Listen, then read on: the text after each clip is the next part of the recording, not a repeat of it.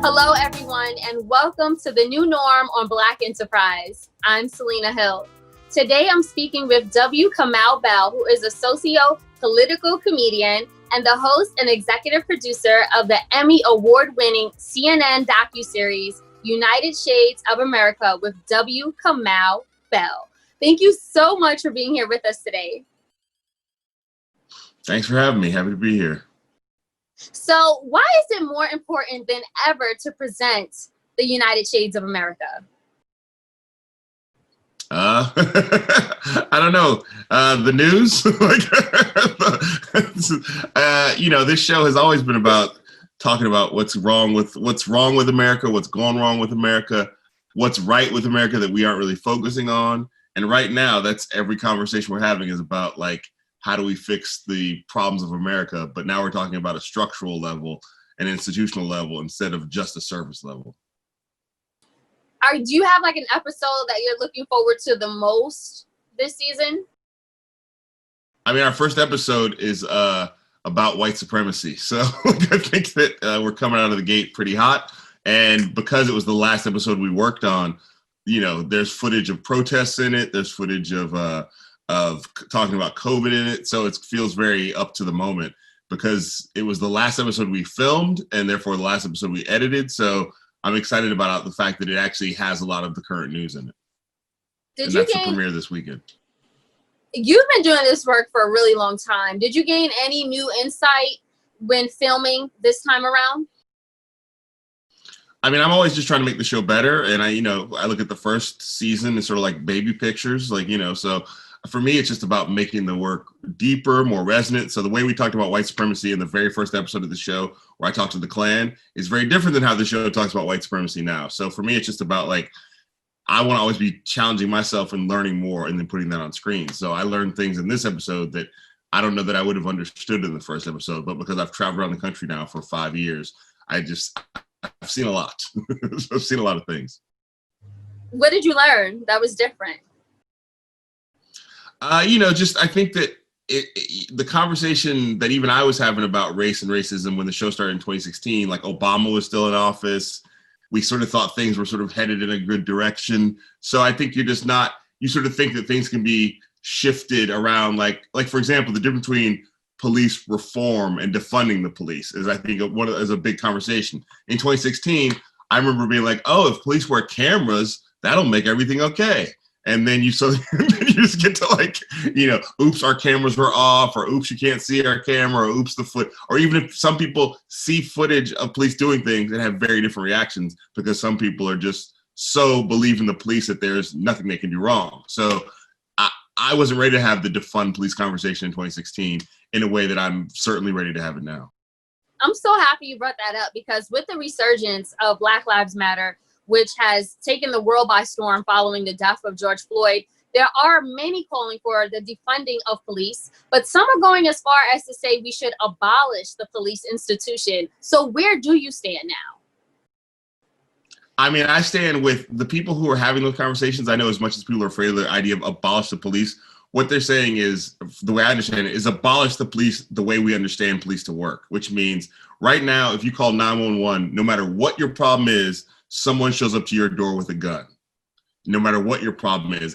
And because the institution of policing has been built on racism, if you're Black and you call 911, and they know you're Black and they see you're Black, they're showing up ready to use those guns in a different way than if you're a white person who calls 911. So I think the people who are saying abolish the police are saying that the whole institution is broken and we need to basically start completely from scratch. I think people are aware that sometimes you need help and maybe that person should bring a gun, but that's a very small percentage of the time. So I think that I stand with the people who I believe who are having the abolish police discussion and the defund police discussion are all having conversations that need to be had when we talk about what policing in America looks like.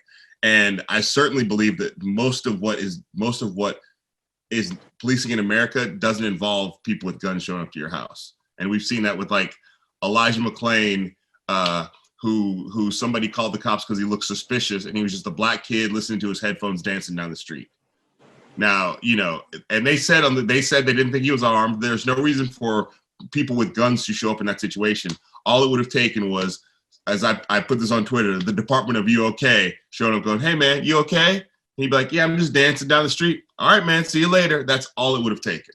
Instead, he's dead. So I think that, like, and, you know, you look at the Breonna Taylor situation, like, none of that should have happened.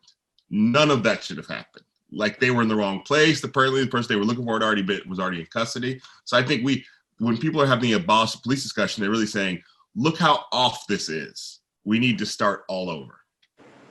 Yeah, no, for sure. And I think, you know, Black Lives Matter, it's pretty much catapulted into a cosmic call for revolutionary change.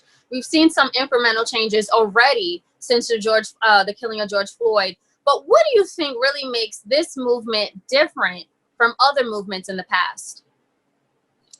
I mean, you know, I happen to be fortunate enough to be friends with Alicia Garza, who's one of the co-founders of Black Lives Matter. So for me, when I hear resurgence, I'll be like, I've been hanging out with her for the whole for a couple of years now. So I know the work is being done constantly. It's just the pandemic and then the killing of George Floyd meant that the work has new meaning. So I think that, like, that's why the defund the police discussion, some people act like people just came up with that. That's a conversation that's been happening for years. And I heard about it a couple of years ago, and I was in the same position of like, what does that mean?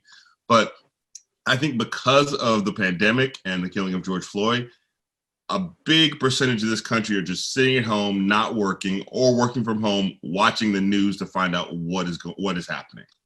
And so I think that, like, this moment is different than any other moment. I talked to my mom last night. She's 83. She was born in Indianapolis. And she's actually in the white supremacy episode because that's who first schooled me on white supremacy. And she was saying, this feels like the 60s, but in a different way. So, you know, somebody who lived through that to go, this has that same energy, but it's also more pronounced, is a big deal. Yeah, no, it's a huge deal. But do you think that energy will translate into votes come November? I mean, it needs to translate into votes come November of this year and the next year and the next year.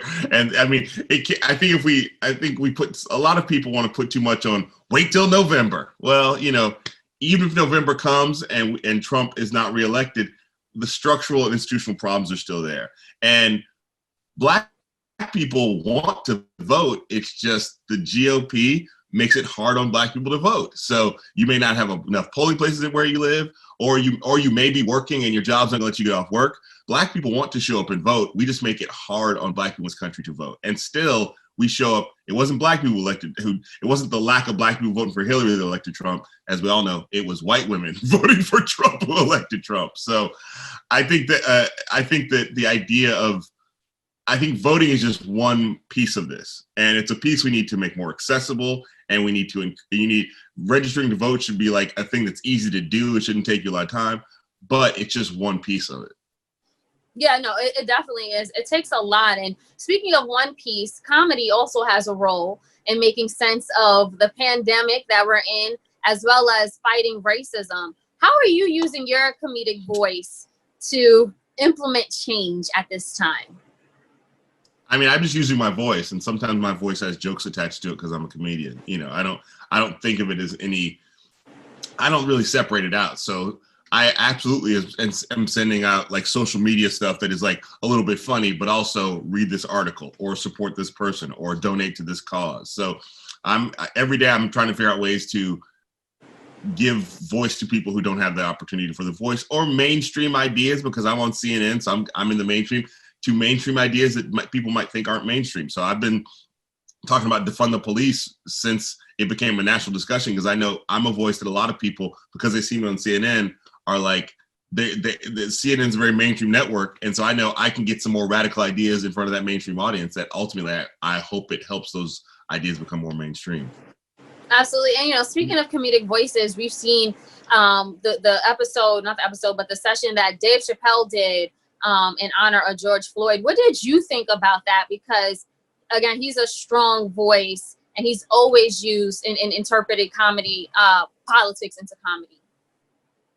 Yeah, I mean, Dave, you know, whatever you say about Dave Chappelle, he's one of the greats of all time. He's on the Mount Rushmore of comedy. So I think I have had the, you know, extreme, I don't know what it is, but I've been around Dave a lot at certain points. When he came back from South Africa, he played the San Francisco Punchline a lot. So I saw Dave on stage do 5-hour comedy sets regularly.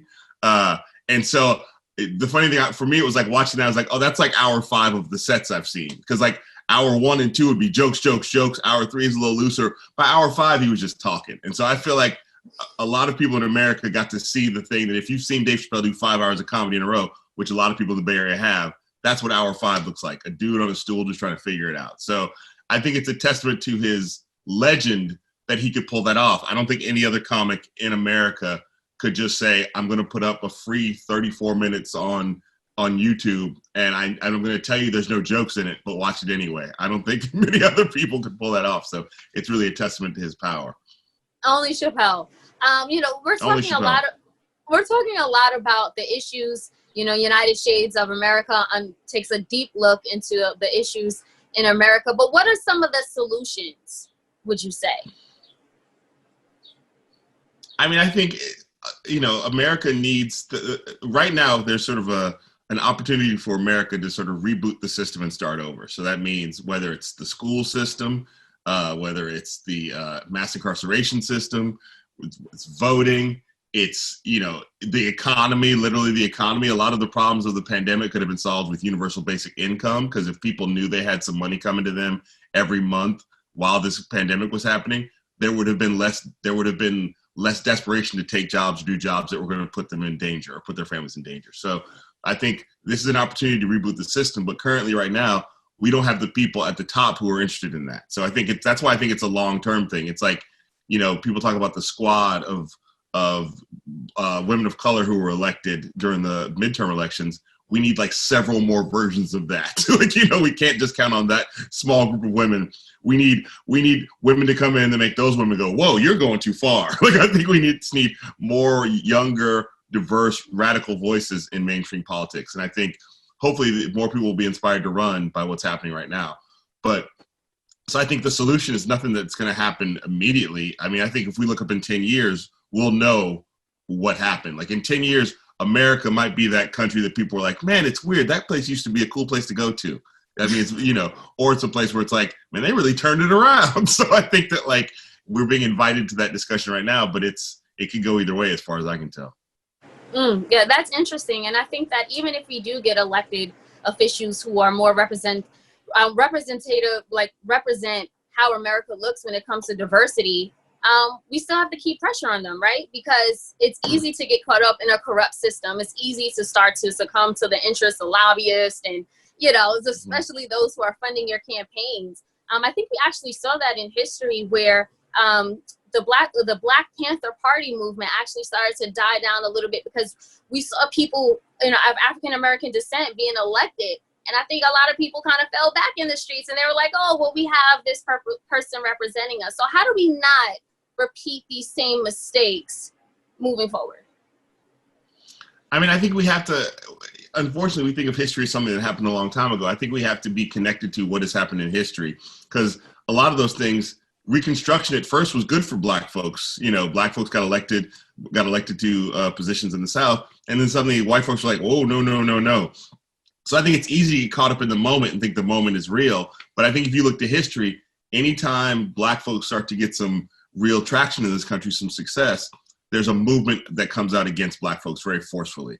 And sometimes it's a political movement, like the war on drugs, which is done from the highest levels, and sometimes it's the Klan, which is done from the lowest levels, but also a lot of the people under those sheets were working at the highest levels. But I think the idea is that we have to not get so caught up in the moment that we forget history. I really feel excited about my daughter, my oldest daughter. We were talking about George Floyd because it was on the news, and the news is on a lot in my house. She's 9. And so she was like, what's happening? And I explained it to her and in a way that a 9-year-old understands, but she understands that the police are not always our friends and that they had no reason to kill him and all these things. And then after we stopped that, her history lesson in school was about the Chinese Exclusion Act, which was a thing that happened in California, the so-called, liberal state of California, where Chinese were excluded from becoming citizens. And so to me, if she can keep those two things in her head, George Floyd and the Chinese Exclusion Act, the rest of us can go, keep paying attention to history, because history will tell you what's possibly coming next. Yeah, absolutely, Kamau. It was definitely a pleasure speaking with you today. How can everyone tune in to watch a docuseries, United Shades of America? It's on CNN Sunday nights at 10 p.m. starting this Sunday, and then they regular repeats and on demand, and the old seasons are on HBO Max. So they're and sometimes illegally uploaded on YouTube, but you didn't hear that from me. That's how I was watching some, FYI. But thank you so much for your time. Definitely check it out. United Shades of America. We appreciate it. Thank you.